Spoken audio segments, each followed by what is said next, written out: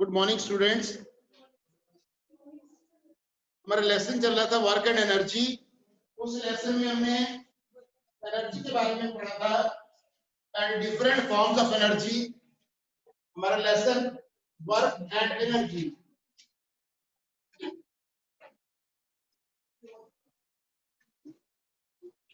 Energy के बारे में मैंने आपको बताया था, energy it is the ability or the capacity to do work is called energy. The capacity or the ability to do work is called energy, and energy can neither be created nor be destroyed, but it can be converted from one form to another form. मैं बोल रहा हूँ मेरी sound energy है। Now if I am having mic in front of me, अगर मेरे सामने mic है, then mic will convert my sound energy into electric energy. Further, that electric energy, it is traveling through the wires, and there at the other end one loudspeaker it is kept, or the speaker is kept. That speaker it is converting the electric energy into the sound energy. Clear है? Iron है, press आप क्या करते, जैसे आपने plug में उसको insert किया, ऑन किया, इमीडिएटली इलेक्ट्रिक एनर्जी ने क्या किया, इलेक्ट्रिक एनर्जी ने क्या किया, हीट एनर्जी में कन्वर्ट होगी। उसके अंदर जो फिलामेंट है heat up हो गया, and ultimately electric energy has been converted into the, that is the heat energy. Now solar panel है, solar panel क्या है कि the sun energy converting the solar energy into the electric energy. Solar energy into the electric energy is converting, and we can convert the different forms of energy. मैंने आपको conservation law of energy भी बताया था। According to the conservation law of energy, energy can neither be created nor be destroyed, but it can be converted from one form to. ये हमने prove भी किया था मैथमेटिकली। मैंने आपको इसको मैथमेटिकली प्रूव करने के लिए आपको एक डेरिवेशन बताया था कि 3 पॉइंट लिए थे हाइट पे। 2 मेथड्स मैंने आपको बताए थे। Student, if you want to gain something, please then maintain discipline, physically and mentally you should be present here. मैंने पहले भी बोला बेटे, जो पढ़ने वाले बच्चे यहाँ बैठेंगे, otherwise they can go out. You are attending very very special class for gaining something. मैंने दोनों मेथड आपको बताए थे कि how to prove the conservation law of energy. Energy can neither be created nor be destroyed, but it can be converted from one form to another form. This is the statement of conservation law of energy.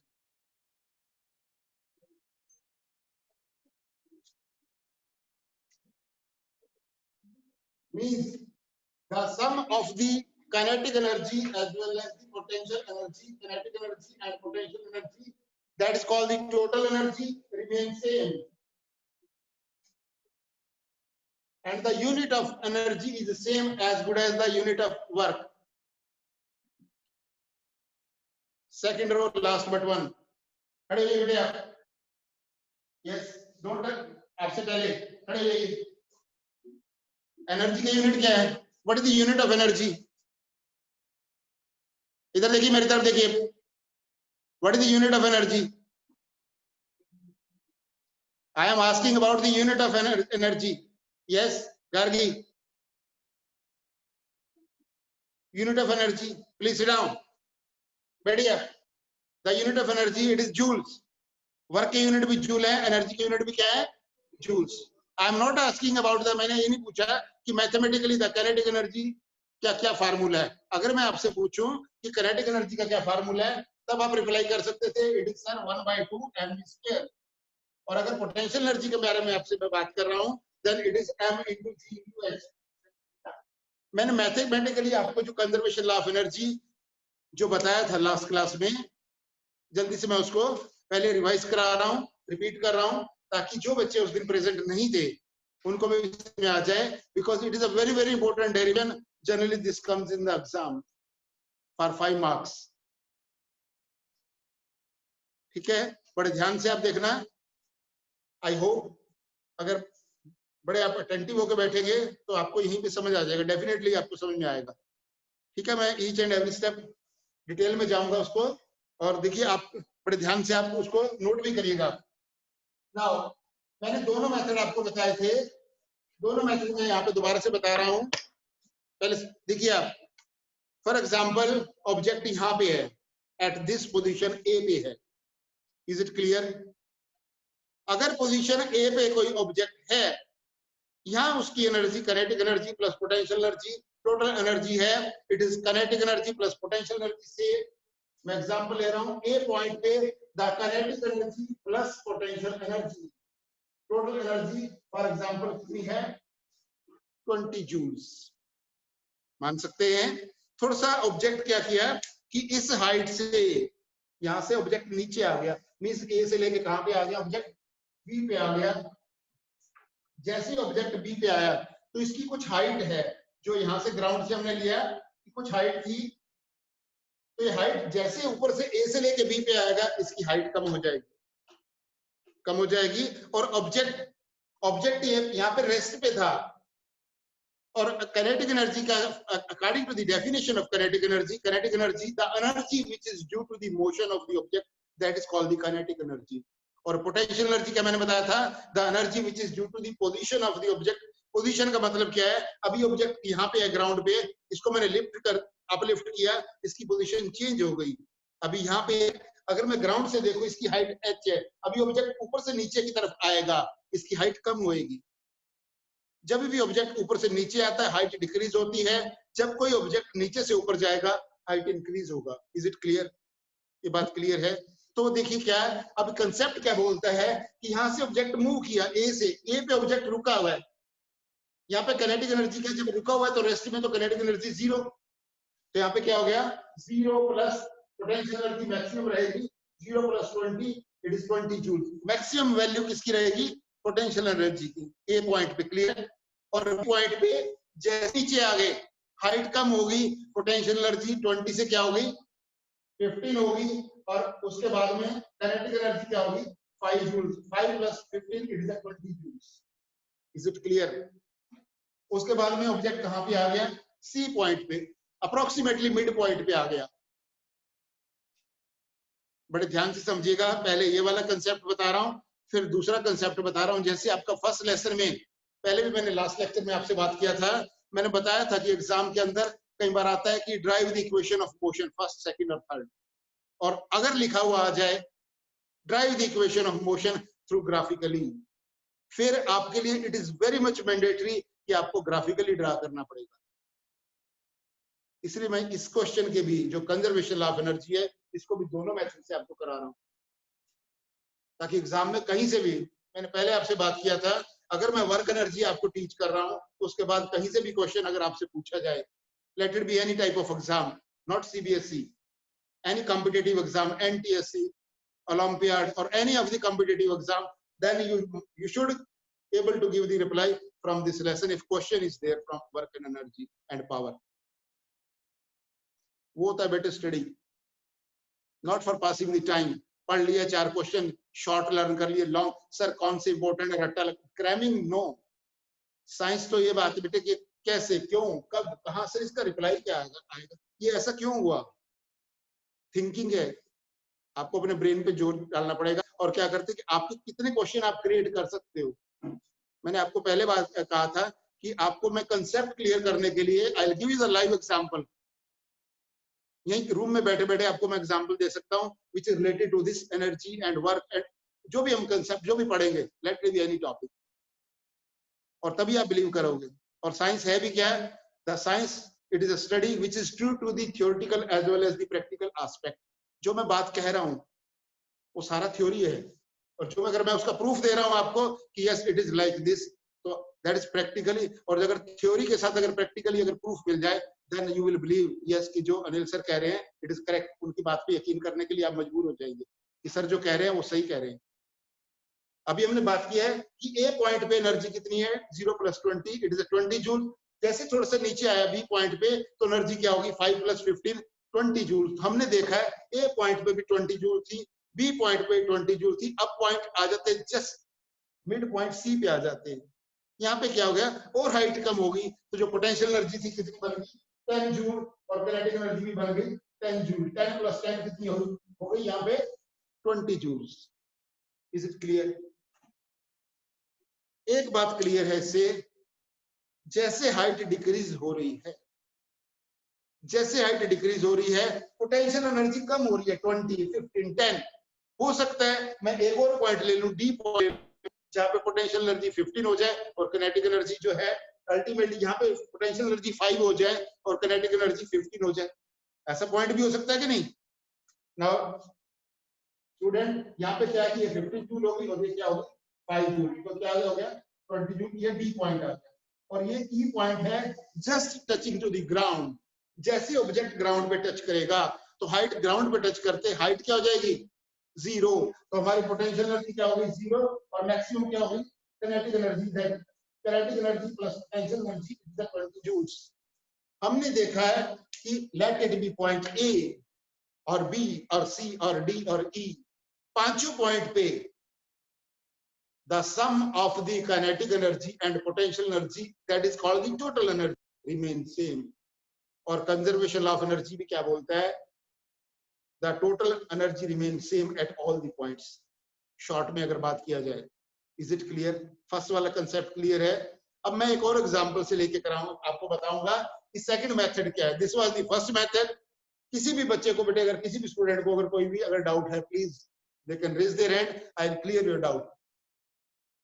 कोशिश मेरी रहेगी, आप जितने भी आपके यहाँ के आप आज हो प्रेजेंट हो, जो भी आपकी स्ट्रेंथ है, ठीक है, कोई भी स्टूडेंट ऐसे नहीं होना चाहिए कि यहाँ से ऐसे करके बस आए और घर वापस ऐसे चला जाए. नहीं, सर्टेनली जाने के बाद में आपको फील होना चाहिए कि आज गए थे और सर्टेनली आज जाने का हमको फायदा हुआ है. वो एक अंदर से फीलिंग आनी चाहिए, दैट इज ओनली. फिर तो आपका आने का यहाँ पे सफल हो जाएगा ना, कि आप घर से चल के आए. ठीक है, आपका आना और मेरा पढ़ाना दोनों सफल हो जाएंगे अगर आपको समझ में आ जाएगा तो. क्लियर है? नाउ सेकंड मेथड में आपको करा रहा हूँ, प्लीज बी अटेंटिव, थोड़ा सा अलर्ट हो गए. अगर फर्स्ट मेथड आपको समझ में आ गया, देन सेकंड मेथड जो है it is not very much difficult. Second method भी मुश्किल नहीं है. ठीक है, second method it is also very very easy. वो भी मैं आपको करा रहा हूँ, दैट इज मैथमेटिकली कैसे उसको प्रूव कर रहे हैं, that is also very easy. आपको अच्छा जल्दी से समझ में आ जाएगा. Is it clear? फर्स्ट पहले वाला concept. Yes, now please be attentive और नोट करना. ठीक है, जो मैंने अभी कहा है 20 जूल्स का जो एग्जांपल लेके मैंने कहा, सेम उसी टाइप को उसी को यूज करूंगा, बट थोड़ा सा मैथमेटिकली जो फार्मूले हैं उसको भी मैं यूज करके बताऊंगा. तो आप बड़े ध्यान से देखना. आप कहेंगे कि सर ये भी इजी है. अब चाहे एग्जाम के अंदर मतलब इतना कॉन्फिडेंस आपका आ जाएगा, आप कहेंगे कि सर एग्जाम में अगर दोनों में से कोई भी आ जाए, अगर इससे रिलेटेड क्वेश्चन आया तो ये क्वेश्चन हमारा गलत नहीं होगा. That is called the confidence. Clear है? नाउ स्टूडेंट, ये पॉइंट ए है, ठीक है, और ये ग्राउंड है. ग्राउंड से मैंने मान लिया कि इस ऑब्जेक्ट जो है इसका मास m है. Please no noise, pin drop silence, because आपका आवाज बिल्कुल, this is a live lecture. ठीक है, इसलिए मैं बार बार बोल रहा हूं, please be attentive. Object A position पे है, उसका मास m है, हाइट उसकी h है. सिर्फ आपको क्या करना है, दो फार्मूले आपको हमेशा याद होना चाहिए. Kinetic energy m1/2 mv square and potential energy it is equal to m into g into h. इन्हीं का मैं यूज करूंगा. और आपको देखिए क्या है, फर्स्ट लेसन में आपने पढ़ा था, मोशन वाले लेसन में 3 इक्वेशन पढ़ी थी, v equal to u plus at और v square minus u square equal to 2gs, और आपने पढ़ा था s is equal to ut plus 1/2.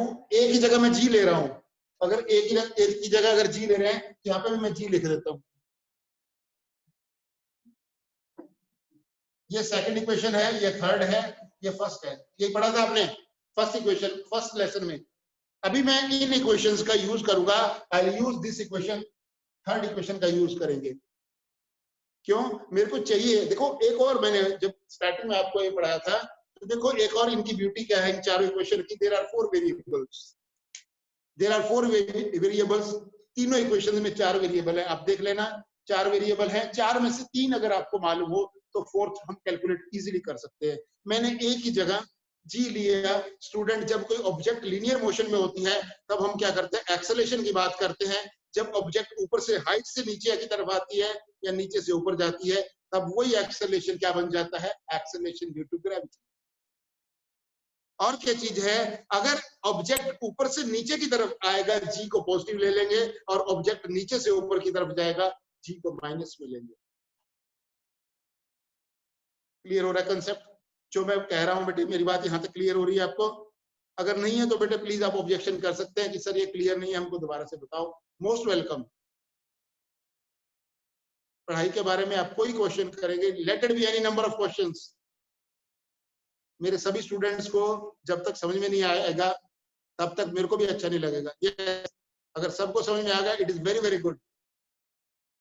ठीक है, और मेरे को वही चाहिए कि आप सभी यहाँ पे हैं, आपको सभी को जो भी मैं पढ़ा रहा हूँ आपको समझ में आना चाहिए। ठीक है, यहाँ तक क्लियर बच्चे? Is it clear? रिस्पॉन्स नहीं है इधर। Is it clear? यस। तो तीनों क्वेश्चन क्लियर है। अभी मैं थर्ड इक्वेशन का यूज करूंगा। देखो ऑब्जेक्ट यहाँ पे है और हाइट उसकी h है। अगर मैं पूछता हूँ कि ऑब्जेक्ट ए के ऊपर, ऑब्जेक्ट तो रुका हुआ है, काइनेटिक एनर्जी कितनी हो जाएगी? 0। और मैक्सिमम क्या होगी? Potential energy. पोटेंशियल एनर्जी क्या हो जाएगी? टोटल एनर्जी एट ए पॉइंट पे टोटल एनर्जी क्या हो जाएगी? Kinetic energy plus potential energy. Kinetic energy क्या है? 1/2 mv²। और पोटेंशियल एनर्जी क्या है? mgh। यहाँ पे ऑब्जेक्ट रेस्ट में है तो काइनेटिक एनर्जी क्या हो जाएगी? 0।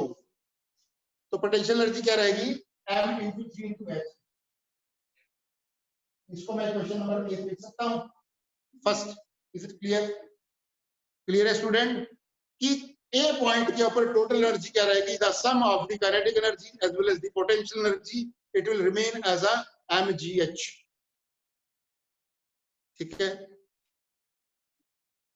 अब थोड़ी देर के लिए इमेजिन कर लेते हैं कि ऑब्जेक्ट ए से लेके बी पे आ गया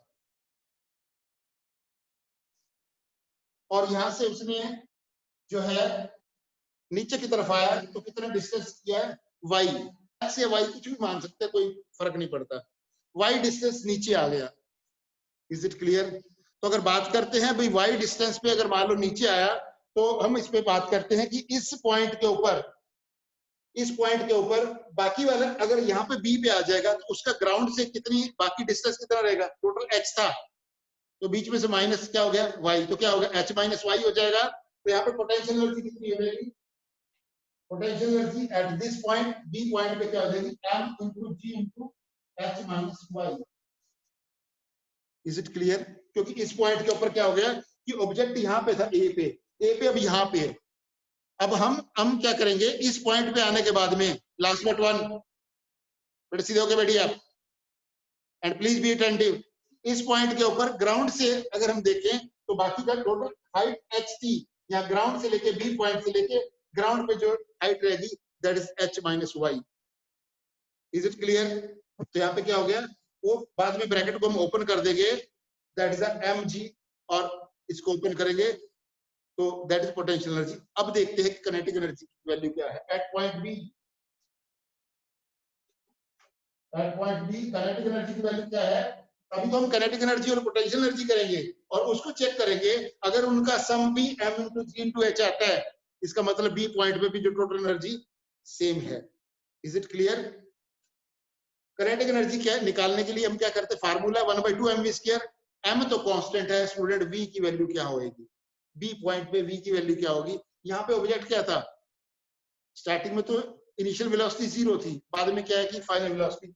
जो थर्ड इक्वेशन हमारी क्या? v² - u² = 2gh।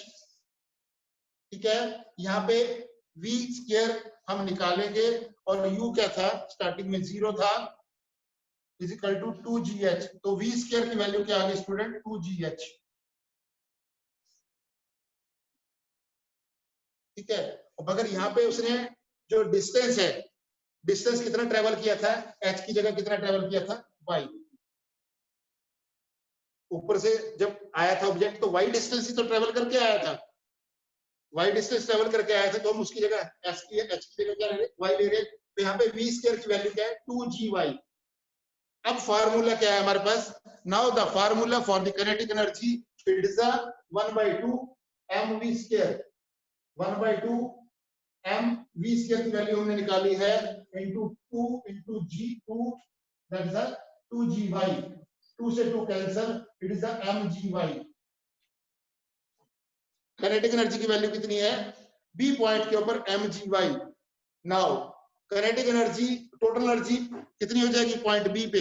The sum of the kinetic energy as well as the potential energy. Point B पे टोटल एनर्जी कितनी हो गई? The total energy at B,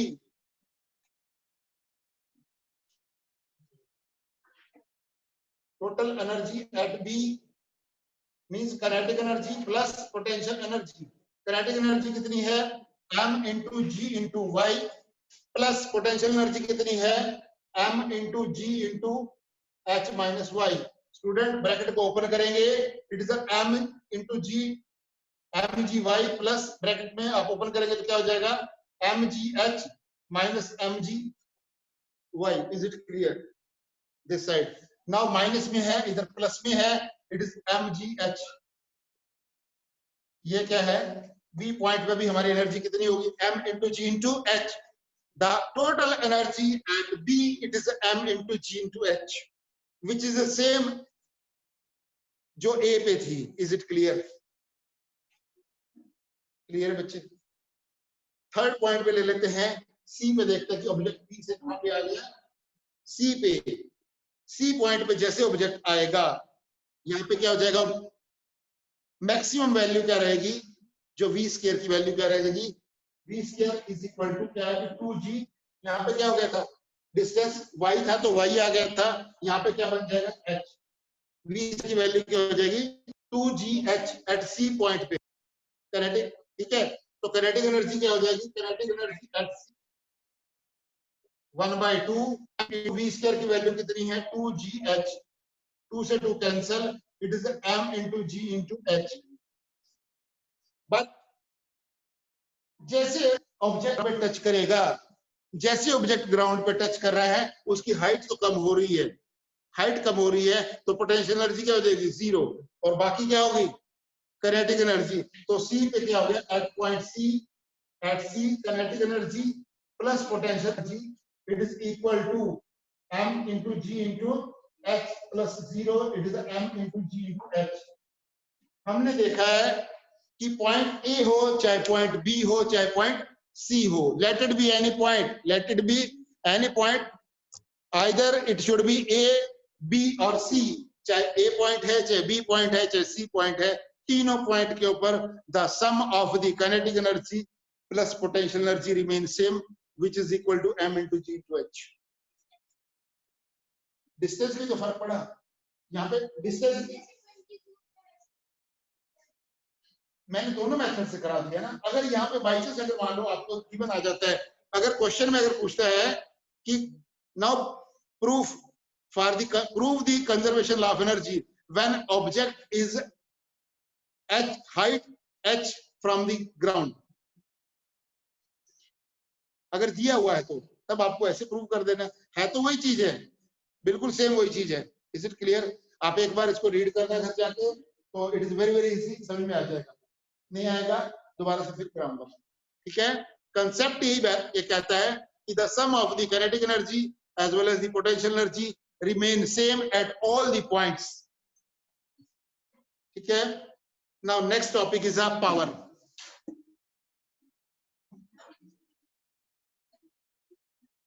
next है हमारा power and actual unit of power and commercial unit of electrical energy.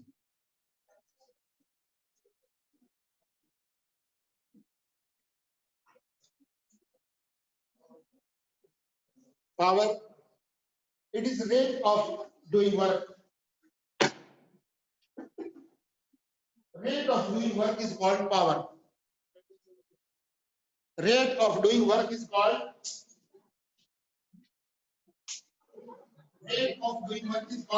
power. Rate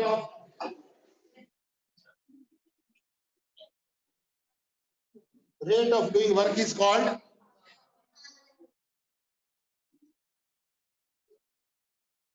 पहले कहा था बेटे, not normal class, please be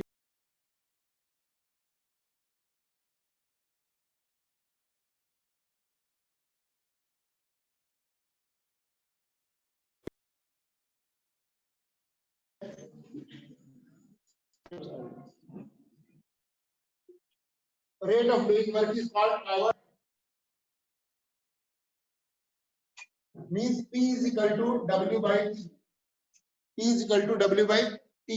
अगर बात करते हैं यहाँ पे रेट का मतलब है with respect to time.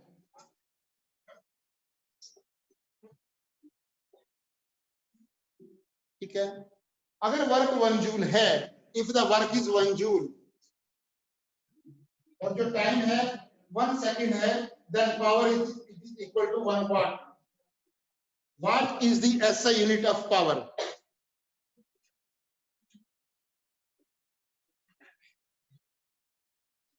Watt is the SI unit of power.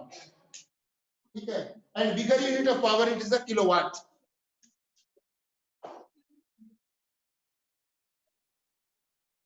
One kilowatt, that is it is equal to 1000 watt. ठीक है, 1 kilowatt it is 1000 watt. और क्या है स्टूडेंट? नाउ अगर बात करते हैं एवरेज पावर की, बात करते हैं total work done divided by total time. ठीक है, अगर एवरेज पावर की बात करते हैं, average power total work done divided by total time taken, total work done divided by total time taken, it is the average power. और मैंने unit बता दिया आपको, what is the SI unit of power. Is it clear student? And 1 horse power it is equal to 1 HP, it is equal to 746 वाट. ये याद रखना बेटा, कई बार 1 मार्क का क्वेश्चन आता है. 1 horse power it is equal to 746 watt. Is it clear? Learn रहेगा. Competition में भी आता है, एनटीएससी के एग्जाम में भी आता है 1 मार्क्स का question. 1 horsepower it is equal to 746 watts. Is it clear till now? If you are having any doubt, please very well you can ask to me. ठीक है, is it clear? Now last topic of your this lesson, that's a commercial unit of electric energy. जो आपका घरों में bill आता है student, जो भी आपके घरों में बिल आता है, कि अक्सर ऐसा आपको मालूम होगा कि हर मंथ या अल्टरनेट मंथ में जो बिजली का बिल आता है घरों में, कह देते हैं कि इस बार हमारा जो बिल है ना वो 200 यूनिट आया, 300 यूनिट आया. इसका मतलब क्या है? कि आपने उस मंथ के लिए, उस पीरियड के लिए उतनी इलेक्ट्रिसिटी को कंज्यूम किया, उतनी आपने इलेक्ट्रिसिटी को कंज्यूम किया. इसका मतलब क्या था? कि इलेक्ट्रिसिटी को कंज्यूम हुआ और that is only the unit. ठीक है, उसी के बारे में बात करेंगे. The commercial unit of electric energy.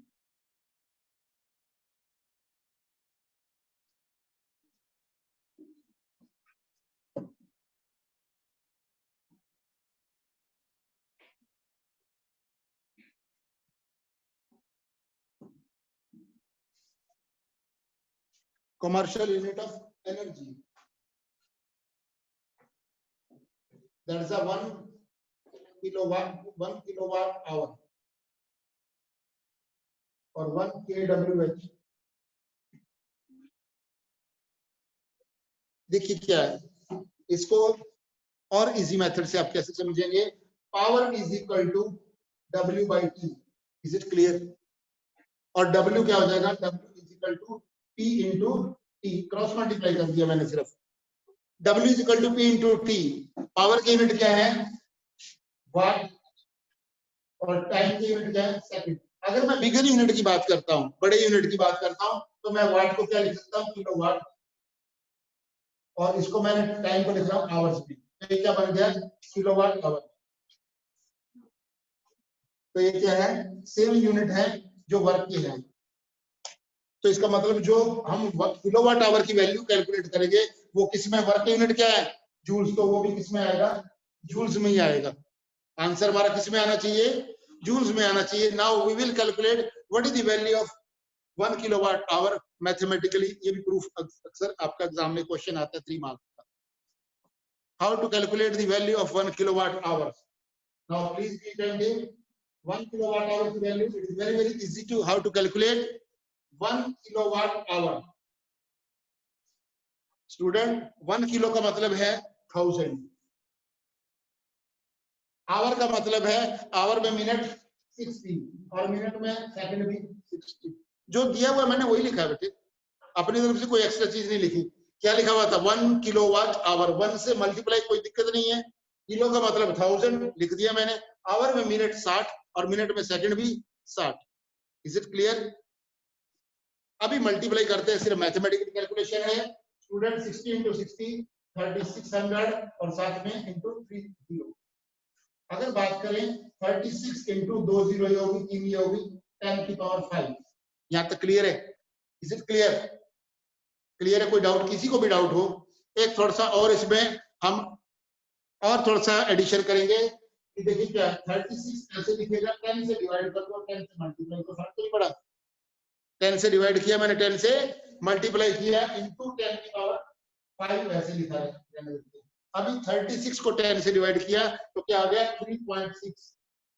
और अगर स्टूडेंट आपने पढ़ा हुआ है, अगर बेस सेम हो तो पावर ऐड हो जाती है। यहाँ पे 10 की पावर 1 है, 10 की पावर 5 है, तो क्या हो गया 10 की पावर 6, इट इज 10 की पावर 6। और ये क्या आ जाएगा, यूनिट क्या आ जाएंगे, जूल्स। तो 1 kilowatt hour is equal to 3.6 into 10 raised to the power 6 joule. मुश्किल है, and it is a very important, that is how to calculate the value of 1 kilowatt hour. It is equal to 3.6 into 10 raised to the power 6 joules. अभी तक बेटे जो भी हमने पढ़ा है, अगर आपको कोई भी क्वेश्चन हो, please you are most welcome, you can ask any number of question from me. ये वाला कंसेप्ट पावर वाला बिल्कुल बेटे क्यों बताएंगे। पावर क्या है, देखिए पहले student, power it is the rate of doing work. Power rate of doing work is called power. Watt is a SI unit of power और किलोवाट क्या है, बिगर यूनिट है। अगर बात करते हैं पावर की, power is equal to W by T, और W किसके बराबर है, W is equal to P into T। सिर्फ मैंने क्या किया, क्रॉस मल्टीप्लाई तो किया। पावर की यूनिट क्या है, वाट, और टाइम के सेकंड। बड़े यूनिट मैंने ले लिए, पावर की यूनिट क्या ले लिए, किलोवाट, और टाइम को मैंने आवर में ले लिया। बस 1 किलो का मतलब 1000 वाट, आवर का मतलब 60 इंटू 60, मल्टीप्लाई किया 60 इंटू 60 3600 इंटू 1000, 3 जीरो और 2 जीरो 50, 36 इंटू 10 की पावर 5। एक 10 से मैं मल्टीप्लाई कर रहा हूँ, एक 10 से डिवाइड कर रहा हूँ। 36 बाई 10 3.6, और 10 इंटू 10 की पावर 5, 10 की पावर 6, 3.6 इंटू 10 की पावर 6 जूल्स। क्लियर है बच्चे? और किसी बच्चे, किसी भी स्टूडेंट को कोई क्वेश्चन पूछना हो, मोस्ट वेलकम। मैंने कहा था स्टार्टिंग में, अगर क्लास में अलर्ट बैठेंगे, डेफिनेटली ऐसा हो नहीं सकता कि आपको समझ में ना आए। कोशिश यही रही है, आपको कहीं पे डाउट नहीं होना चाहिए। फिर भी बेटे आपको अगर कोई बाई चांस मान लो, आप घर जाके रीड करना, ठीक है, नोट्स भी प्रिपेयर करना, और मैं नेक्स्ट लेक्चर में आपको एनसीईआरटी के क्वेश्चन भी कराऊंगा, ठीक है। यहाँ तक आपको कोई क्लियर, कोई अगर डाउट है तो बेटा please you can ask any question, पूछिए। फर्स्ट लाइन बोल बेटे, इसका मतलब सारी चीज समझ में आ गई। नो सर और यस सर, दो ही तो बातें हैं। अगर नो सर कहो तो सब समझ में आ गया, यस सर कहो तो तब भी समझ में आ गया। नो सर कहो तभी भी समझ में आ गया, यस सर कहो तभी भी समझ में आ गया। असली पता कब चलता है, जब एग्जाम होते हैं, तभी तो पता चलता है कि वनडे असली वनडे तो तब होता है ना। ठीक है, बोली बेटे अभी शाबाश। Second row, last bench, last but one, attend, समझ में आया बेटे? थर्ड रो इधर क्लियर है, लास्ट में इधर इस लाइन में गर्ल्स, इज इट क्लियर? कोई भी क्वेश्चन हो तो अगर इसी के बेस पे अगर कोई न्यूमेरिकल अगर आपसे पूछा जाए, अगर कोई न्यूमेरिकल आता है based on this, if some of the numerical is being asked, calculate the power. अगर वर्क डन हो, मान लो दिया हुआ है वर्क डन है 100 जूल्स और टाइम है से 5 सेकंड, तो सिंपली क्या कर देंगे, जितना जूल में दिया उसको टाइम से डिवाइड कर देंगे और पावर आएगी और क्या आ जाएगी, वाट में। अगर नॉर्मल देखो ऐसा यूनिट अगर ले हैं वाट में, तो उसमें क्या करते हैं, वर्क को जूल्स में होना चाहिए, मींस एनर्जी जूल्स में होना चाहिए और टाइम सेकंड में होना चाहिए। वन वाट इज द ऐसे यूनिट ऑफ, वो तो बिगर यूनिट हम ले लेते हैं। और कई बार आपने देखा होगा मेगावाट, मेगा की बात करते हैं, मेगा का मतलब होता है 10 की पावर 6, ठीक है, मेगावाट बोलते हैं ना कि बिजली वाला जो आपको देखो पावर स्टेशन है वहां लिखा रहता है इतने मेगावाट का पावर स्टेशन लिखा रहता है, इसका मतलब इतनी ज्यादा अमाउंट ऑफ एनर्जी। और है क्या कि देखो क्या है, मैंने आपसे बात किया था commercial unit of electric, commercial unit of energy, कि घरों में आपके जितने भी इलेक्ट्रिकल अप्लायंसेस हैं, अब कोई क्वेश्चन आप पूछोगे कि सर अप्लायंसेस क्या होते हैं, लास्ट टाइम भी पूछा था। अप्लायंसेस वो चीज होती है जो हमारी इलेक्ट्रिसिटी से रन करते हैं, जिसको रन करने के लिए, चलने के लिए इलेक्ट्रिसिटी की जरूरत पड़ती है, उन सभी चीजों को हम क्या कहते हैं, इलेक्ट्रिकल